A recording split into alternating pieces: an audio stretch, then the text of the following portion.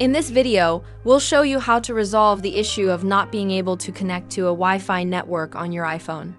If you find this helpful, don't forget to like the video and subscribe to the channel. This issue can be quite frustrating, especially when you're unable to use Wi-Fi, but we'll walk you through some simple solutions. The first step is to try a forced restart of your iPhone. To do this, press the volume up button, followed by the volume down button, and then hold the side power button.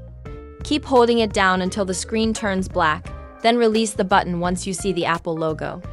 After your iPhone restarts, go to Settings, open Wi-Fi, and try to join your network again. If you're still unable to connect, the next step is to reset your network settings. To do this, go back to Settings, scroll down to General, and select Transfer or Reset iPhone. At the bottom of the page, tap Reset, then choose Reset Network Settings.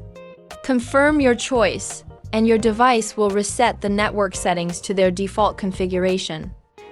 Once that's done, go back to the Wi-Fi settings and try reconnecting to your network. Hopefully, this will solve the issue. If you're still unable to connect, try testing the router with another device. If it also has trouble connecting, it could be an issue with the router itself.